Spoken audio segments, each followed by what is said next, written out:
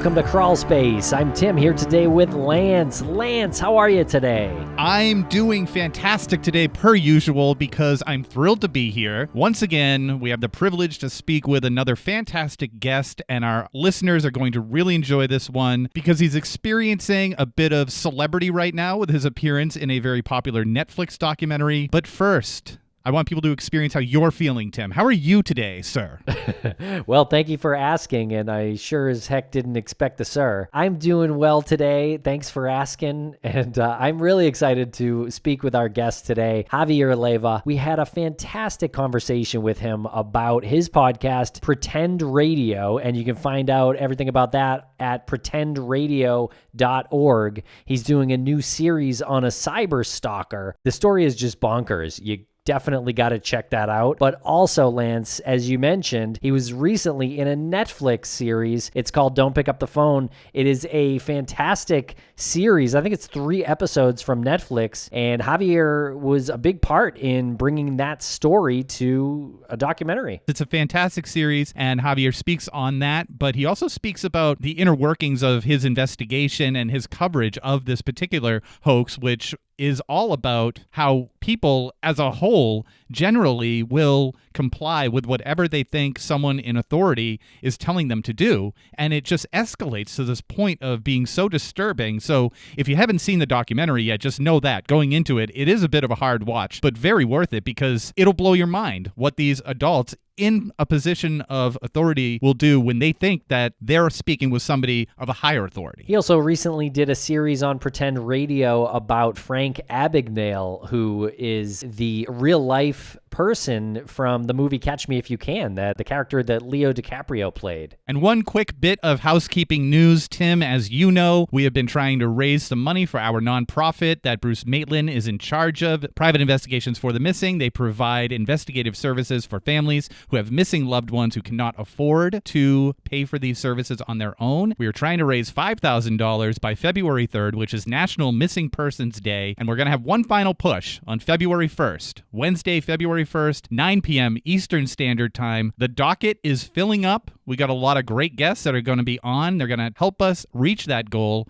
so stay tuned for more information on that. Yeah, very excited about that. You can go to investigationsforthemissing.org to donate. Please, we need all the help we can get. And Tim, some people need some help as well finding our episodes without these ads. Where can they go? Crawlspace Premium is the place to get every single episode of Crawlspace ad-free. And you get our weekly bonus show where we have a lot of fun speaking about life behind the scenes, but also about the cases that we cover on the show. So you don't want to miss that. And you can subscribe now right in the Apple Podcasts app.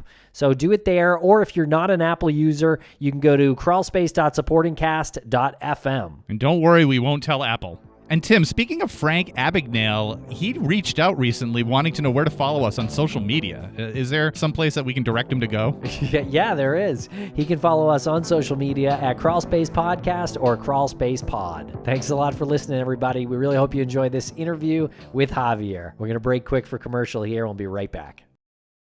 And a thank you to our sponsors. Back to the program.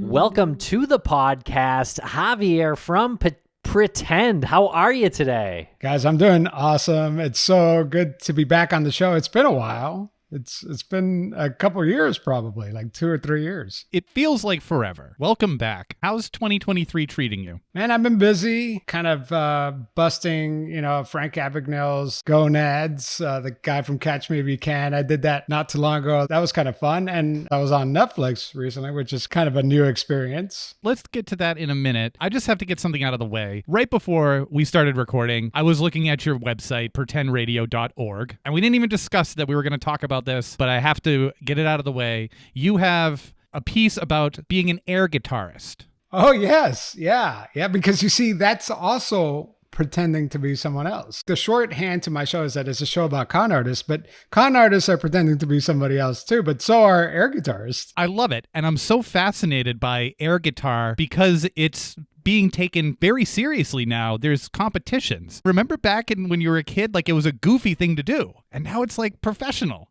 Well, you know what's so funny? I just did it as just an episode to keep things light. I didn't think there was going to be a lot of meat to it. But like you said, it is a very intense competition. I still am not clear how they judge the quality of the air guitar because it just all seems kind of goofy to me. It's like a worldwide phenomenon. Sometimes it's on ESPN. The guy that I recorded the episode with emailed me not too long ago. He goes, hey, there's going to be an air guitar championship near you. You want to go? And I was busy and I couldn't go, but I would love to go. That's on my bucket list for sure. I would 100% go to that. I would pay for a ticket to go see that because it's fascinating. I don't know. You ready for this one? It strikes a chord in me. It really does, but a chord that you can't really see or hear. You know? Yeah, or hear. But I know that this is not what we were supposed to talk about, but I'm now learning guitar and I'm left-handed and so is my daughter. So we bought a left-handed guitar, but I realized that when I play air guitar, I play right-handed air guitar, but I play left-handed real guitar. Isn't that weird? I can't do the rest of this interview. Yeah. Are you a right-handed air guitarist or left-handed? I'm a right-handed air guitarist and a right-handed regular guitarist.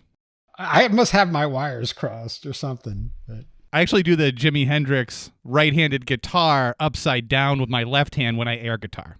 There you go. But that's the great thing about air guitar. You can't mess it up, really. I mean, it's always in tune. Well, unless you get burnt. When I play air guitar, I light my guitar on fire, and so it's burning while I'm playing. But the real flames, no guitar. Well, depends on your perspective, I guess. We should start an air band. Yeah. And this is not how I expected this interview to go, which is awesome.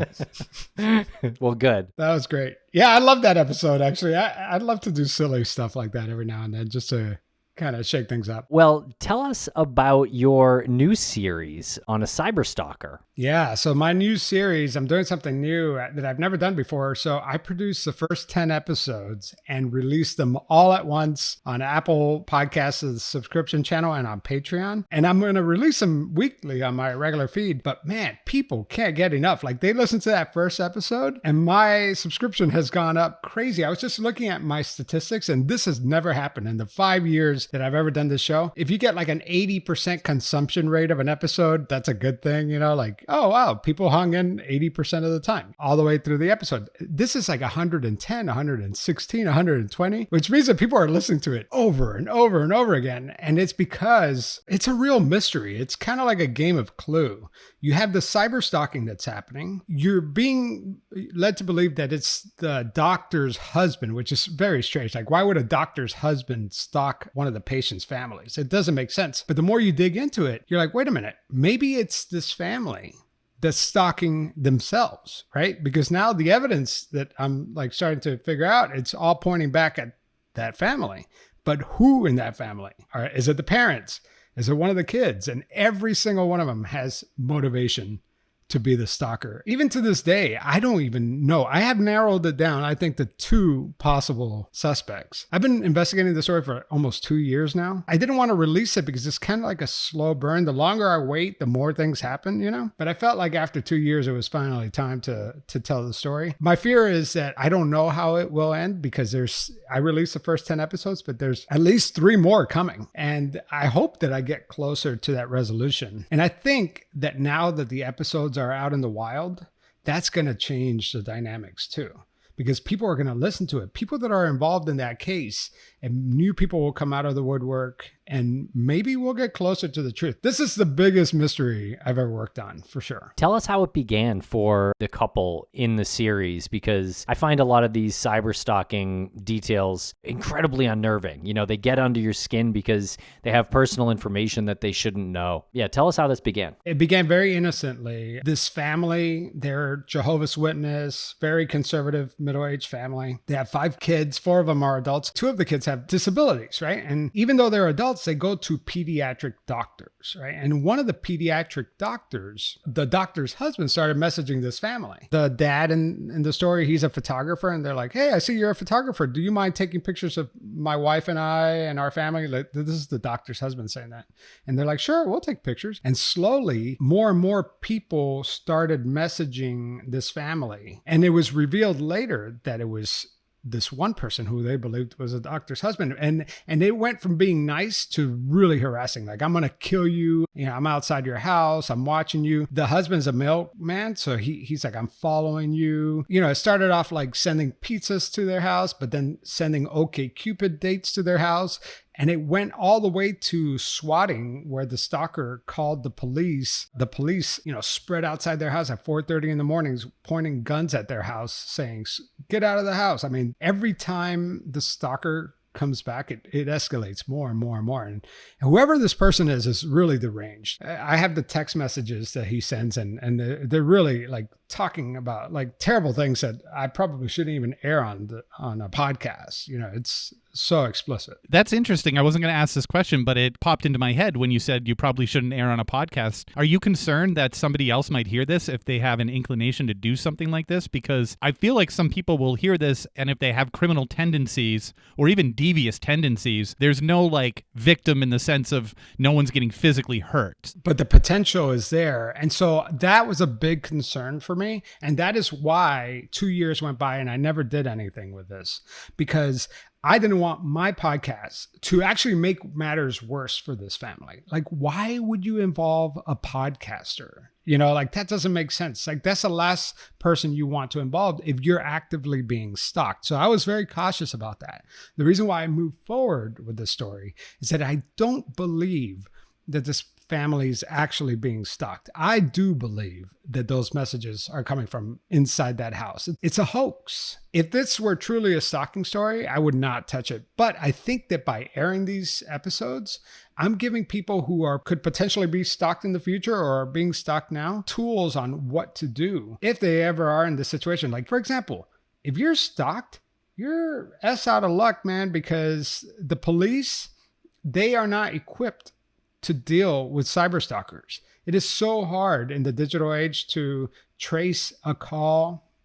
You know, they're using voice over IP numbers, so they're virtually untraceable. You know, so what do you do when the police can't really help? What are things that you could do? So like get a VPN, change your passwords, get a password manager. So along the way, while you're listening to the story, you're learning what to do as an individual to protect yourself from ever experiencing something like this and what to look out for. Have you ever been cyber stalked? Well, that's interesting that you asked. No, I haven't personally. You know, I think us as podcasters, we're kind of out there in the limelight a little bit or in the public life, and we have probably bigger exposure than most people do. But no, thank God, fortunately, I have not. But in this case, the stalker uses burner numbers. He sends messages and then the next day he has a whole new number. So I was able to get a fresh number from a message that he had just sent that family. And I started engaging with that stalker so that he could direct his messages and his rage at me. Like, I purposely walked into the crosshairs for this story, which I had to like really think about, like, do I really want this? I started communicating with it, and ironically, the stalker engaged with me a little bit, but did not want to continue, which I think is very telling. Like, why wouldn't the stalker take a hit at me? You know, I'm putting myself out there. So that's another interesting aspect to this story. Did you tell the stalker that you were a podcaster? Yeah. I said, you know, this is who I am. This is what I'm doing. And I want to talk to you. And yeah, we had a whole conversation and everything. Have you had any pizza deliveries to your house recently? That No, thank God. Would you eat a pizza that was mysteriously delivered to your house? I would not eat a pizza. I would not eat anything that I didn't order, by the way. What if it was authenticated? If it's some sort of, you know, Bitcoin or no, what do they call that? Not Bitcoin, but NFT? Yeah, some sort of digital pizza. I would probably consume that while playing air guitar. Now, tell us about this Netflix series, Don't Pick Up the Phone. I was streaming this the other night, and then all of a sudden, you walked in and had a seat right on camera. And I was like, out of what? nowhere. It is kind of out of nowhere in episode 3 a little bit, especially because I wasn't expecting to see you.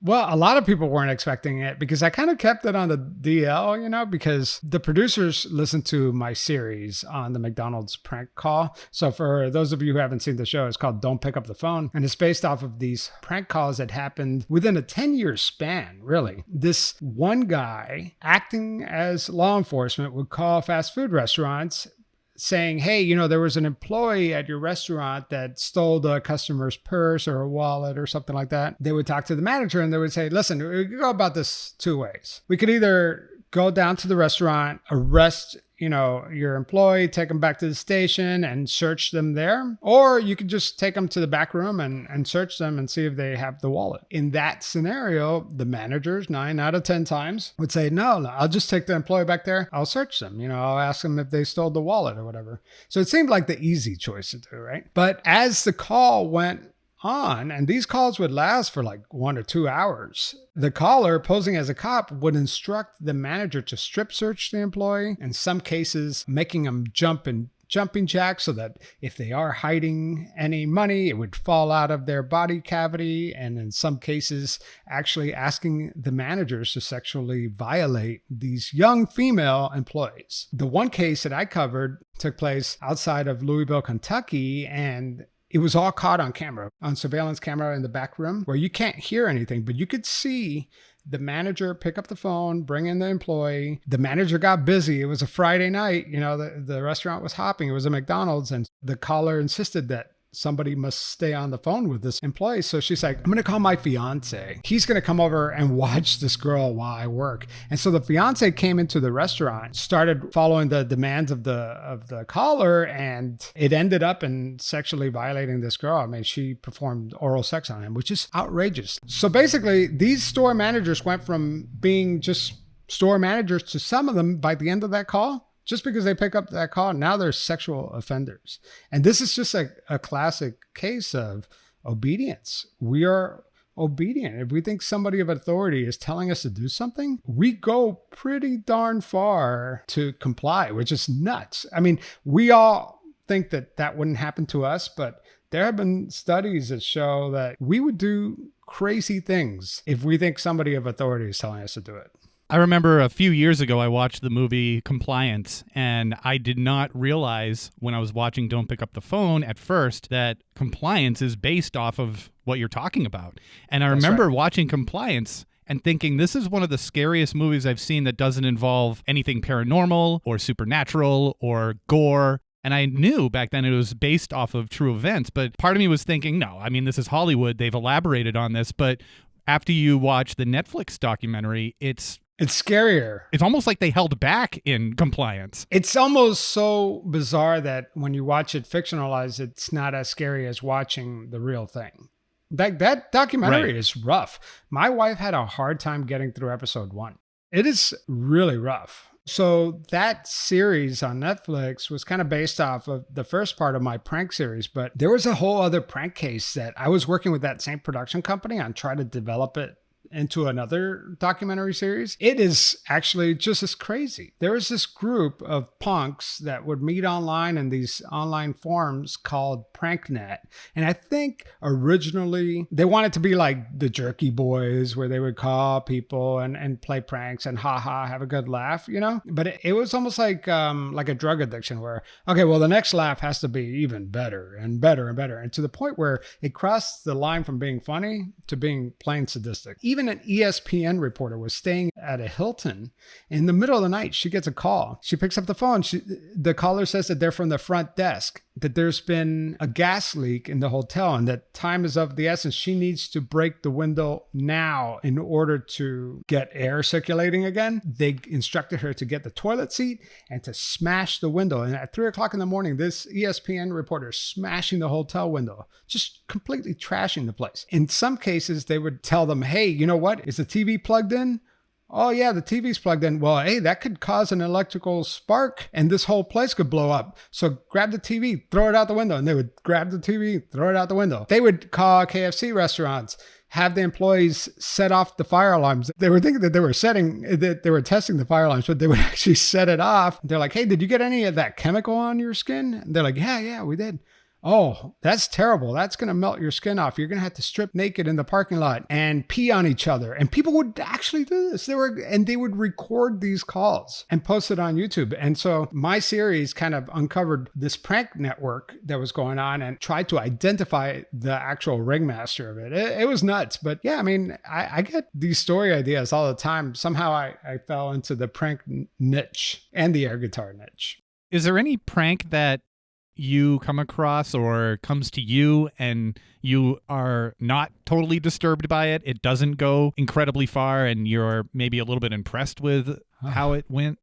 I don't like that question because I don't want to be like, oh, well, I only get like the most sadistic stuff. I mean, every prank, anybody who's affected by this stuff, it's very disturbing and it plays mind games on you, and it could be small or big. Like, for instance, I'm working on a story right now. This guy is married. His wife works at the lieutenant governor's office in Georgia. So she's a well-respected person. She works for the lieutenant governor, and she is using the lieutenant governor's office to catfish him, to get like information off of him because they were going through a nasty divorce. And she created all these characters and all this stuff. And just the commitment that some of these stalkers go through to mess with people is just mind boggling. You know, I get a lot of emails, and granted, like you said, I'm not going to turn every single one of them into an episode, but you know, I appreciate that all those situations are real and the torment is real, and like, I'll help them offline. I might not make it into an episode, but I'm going to help them out. We'll be right back after a quick word from our sponsor.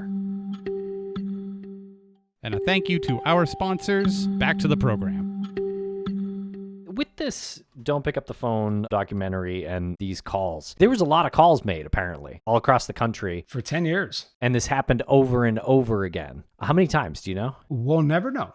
That's the thing. We'll never know. The only reason why we know this is because of this one case that really brought it to the attention to it. Because in most cases, like let's say fast food restaurant X, this happened, corporate will come in, be like, hey, you know what? We'll take care of you. Here's some money. Sign this form. You're never going to talk about this again. I'm so sorry this happened. You know what I mean? Like, and they would just brush it under the table. So when you ask me how many times has this happened, within a 10-year span, this might have happened thousands of times. There's no way to know. The thing is that it didn't work every time. And just like that prank net thing that I was telling you about, this caller may have tried this prank thousands of times, but only was successful a handful of times, dozens of times. Not everyone will fall for it. Not everyone will go that far. Maybe people will bring the employee to the back room. You know, they ask them to take off their clothes and they're like, nah, that's crazy. I'm not doing that. So he has to try again and call another fast food restaurant. Like you said, this happened all across the country. And when the Netflix show came out, I'm still getting emails from people who were like, hey, I used to work at a fast food restaurant and this happened to me. And so like people are still coming out of the woodwork. They don't want to talk about it because it's embarrassing. I mean, it's humiliating, you know? Yeah, and it's kind of hard to describe too, why I thought that this was real in this very small room for an hour or two. I was able to talk to one of the managers that actually took part into this, and he felt really stupid. And granted, maybe people watching it or listening to this now are like, yeah, he was really stupid. But remember, this person was not a sexual offender before that call happened. And he was trying to explain to me, he's like, you weren't there. You don't know how convincing this guy was. He gave me a great analogy. He's like, it's like telling a joke. I could tell you a joke, a setup punchline, boom, get it done really quick. Or I could tell you a joke and make it last and make it last and make it last. And that's how it was. It was like this joke that went on for a very, very long time. And it's hard for us to appreciate how good this guy was. Yeah, I wonder how many times this was attempted and like the manager just hung up or said, all right, come on down then. One thing to take is don't assume someone calling you is a police officer, even if they say so, because this was a successful prank in a lot of instances. It's nuts. I had to drive to Florida to do a story for my other podcast, Criminal Conduct. And along the way, I had to eat a lot of fast food, right? So my co-host, John, and I, we would stop. Every now and then we would just stop at different states, you know, like these McDonald's or Taco Bells or whatever. And we would order our food and we were like, hey, by the way, have you ever heard of like this guy calling these stores and pretending to be a cop? Only one manager, like maybe we talked to like 20, only one was familiar with it. And that just tells you, I mean, a lot of people, when they watch the Netflix show, they're like, hey, Javier, I guess you're never going to go to McDonald's again because you really laid it on thick. You know, you beat them up. They knew about this stuff for 10 years. Okay. And I'm going around talking to their employees and their employees did not know about this. Okay. If this was a real problem Send out a fax, send a call, like train them. They need to know these things.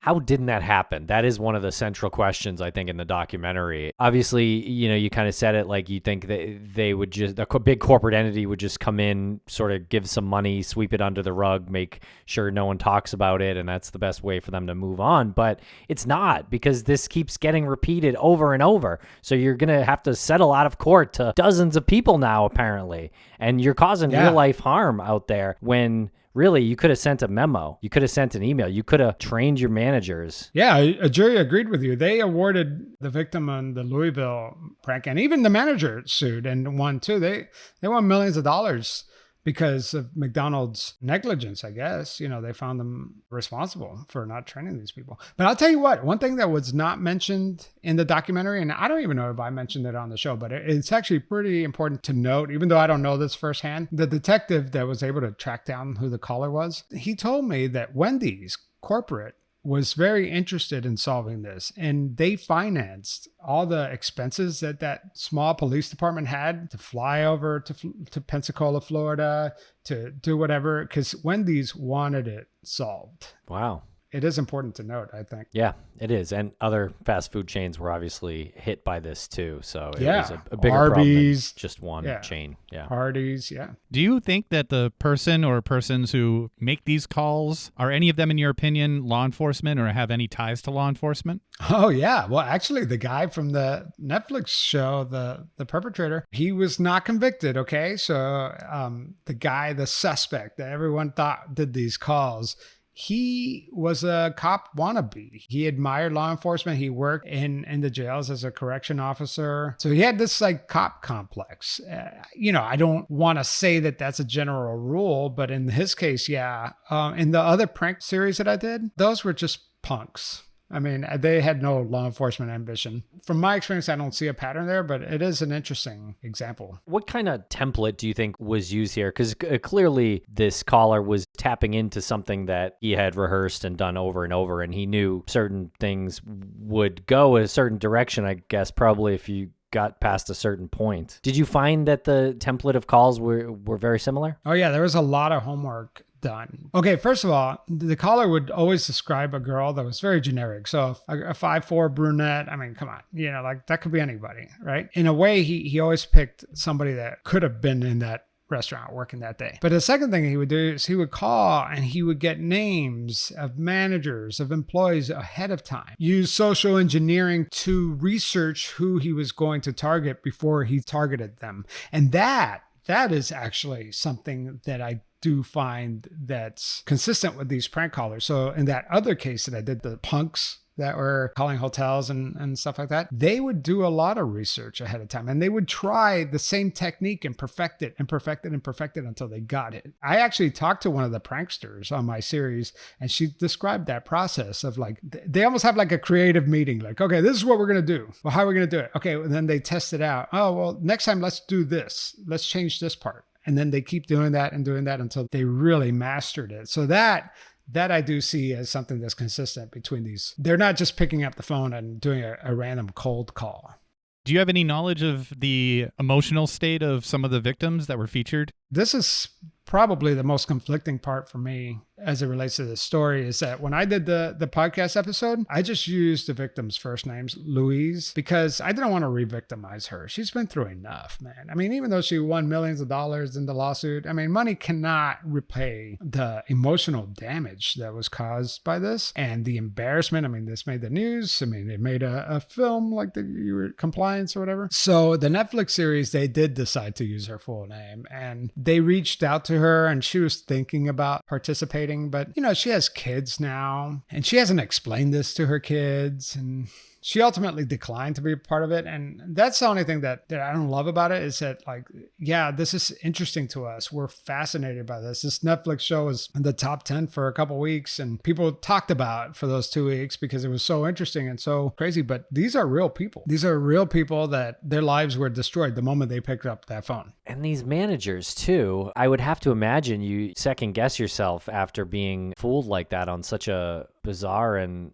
kind of enormous scale. Like, I was capable of that. A lot, probably all of them lost their jobs, their friends. Like the manager I talked to, he lost his friends. I mean, like, who would trust somebody that's capable of doing that? One of the guys went to jail, and good for him, because he crossed the line. Whether he believed that was a cop or not, I mean, he didn't need to do any of that stuff, and those guys should have served some hard time. But in a way, these managers are victims too. But you're right. You can question law enforcement. You don't always have to be 100% in compliance with anybody who comes across in authority. Yeah, and you should know that regardless. You don't have to be a McDonald's manager to be aware of that, right? So like, if a cop stops you, know your rights, know what they can do and what they can't do. Always ask for your lawyer. I mean, you should know these things, because it is a good thing to trust authority. Law enforcement is a good thing to have a civil society or whatever. And we are born and trained and raised to respect authority, and we should, but we should have a healthy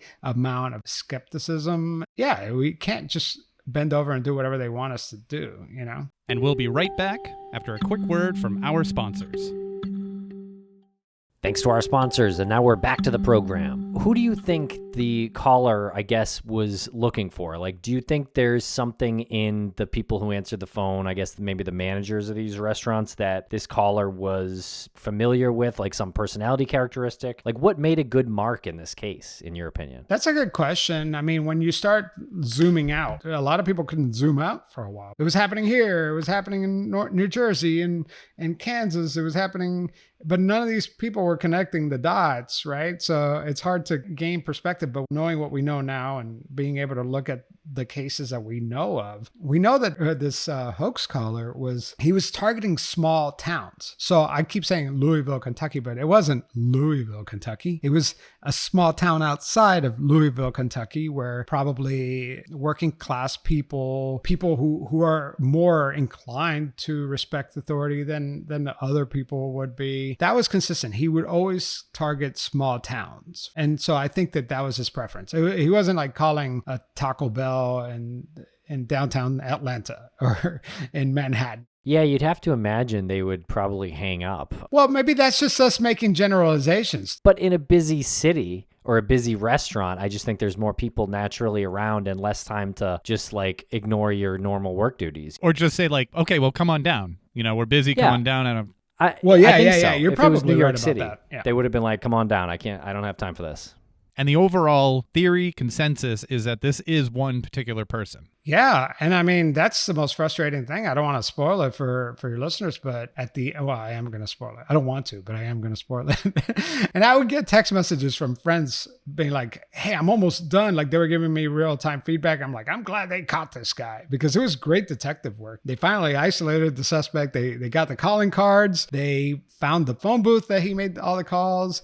He used the same calling card to call that McDonald. I mean, we're thinking, oh, that's a smoking gun.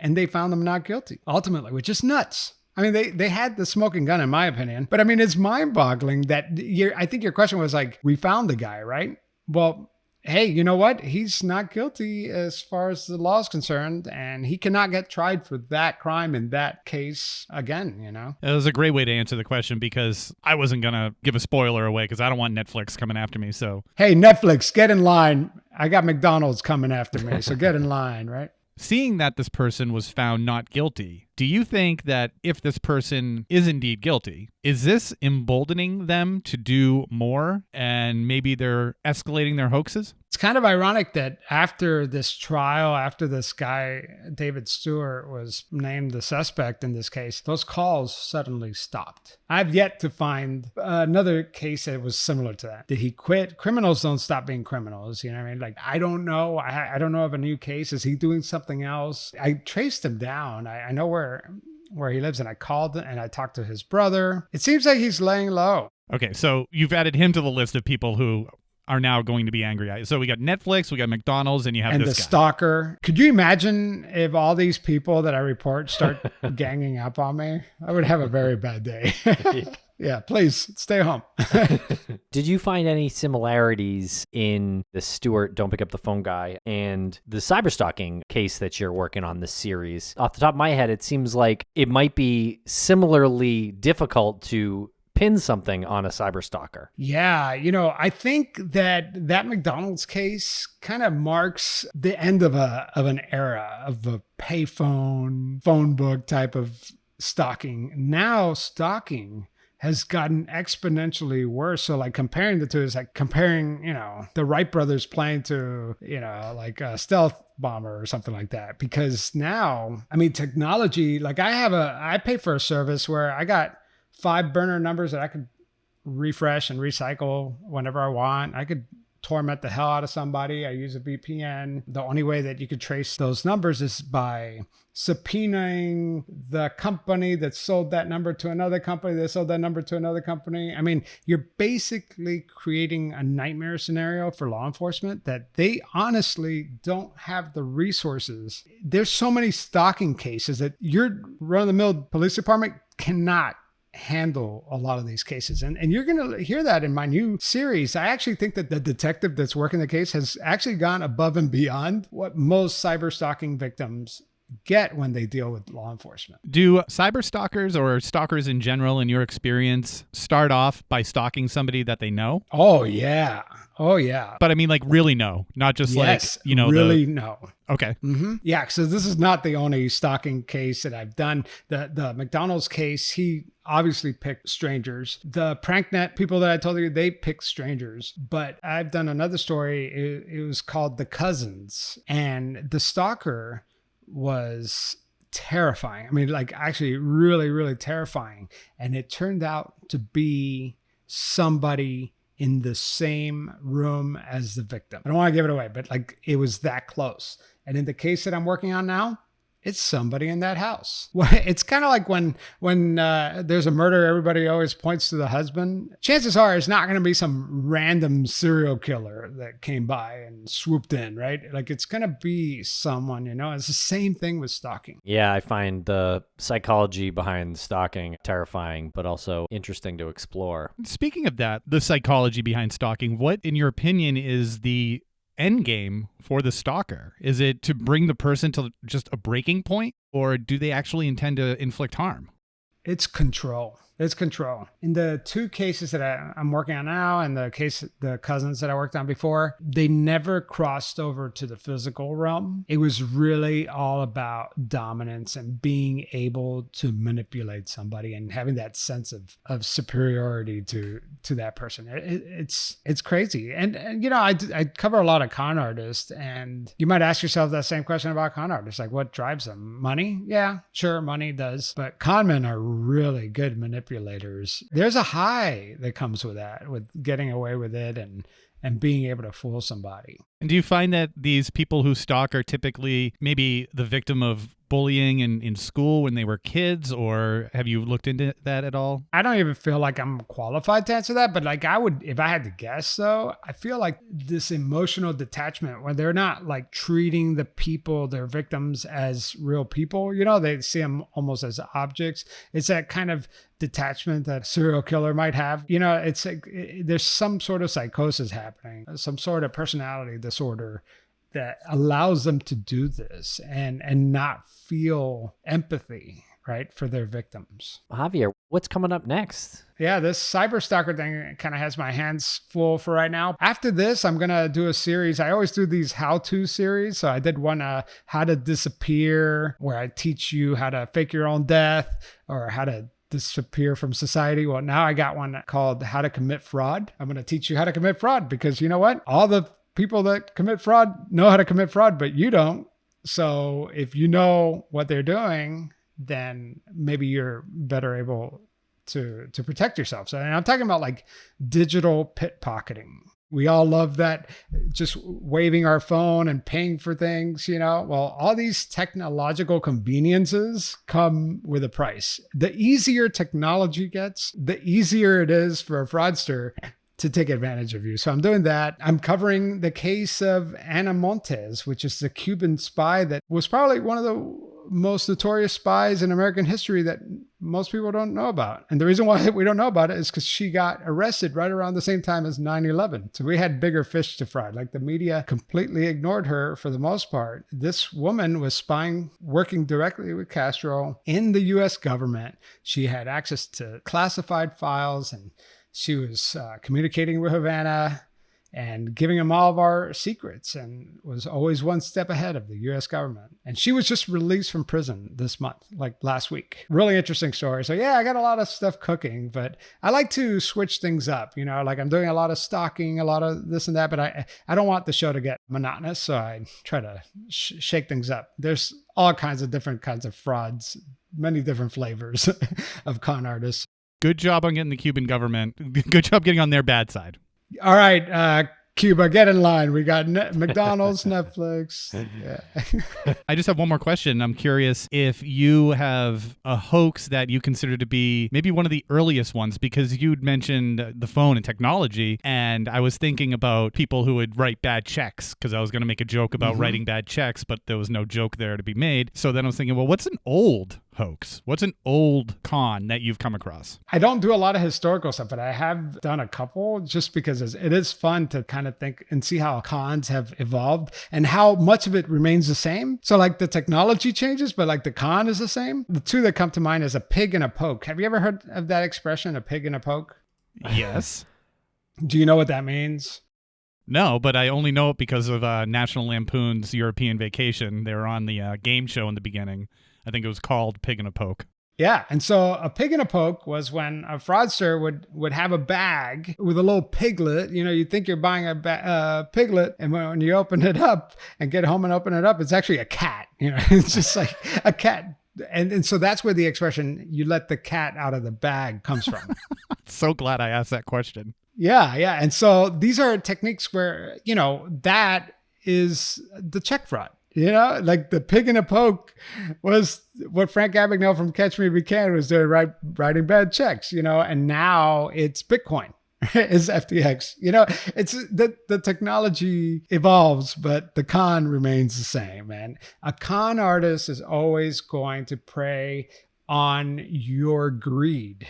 Okay, so the victim is partly responsible for the con, because if you say no, the con's over. The con only continues because you let the con artist in, because somehow you saw a benefit to you. I've seen that throughout all the cases I've worked, not to victim blame, but like that is usually what happens. Well, I'm going to victim blame and say, come on, if you're going to pick up a pig and there's a cat in the bag. And then the pig goes oink, oink, and the cat goes meow. I never really bought into that. I don't even know if that's true. It's become folklore, right? And so another one that I thought of when you asked me that was salting a mine. Have you ever heard of that? Salting a mine? I've heard of a salt mine, but salting a mine. Basically, the scam there was you own this mine and you want people to think that it's full of diamonds or whatever, right? What you do is you take a shotgun and, you know, you blast it with, so it can look all shiny and everything. And so then you sell the mine, but there's nothing there. You just salted the mine. And so that's another expression. I hope I got that right. It's the afternoon and the coffee hasn't kicked in. So you might want to cut that one off. Well, Javier, thank you so much for joining us here today. We really appreciate your time and your stories. I think it's original and we appreciate you and all your work. Oh man, I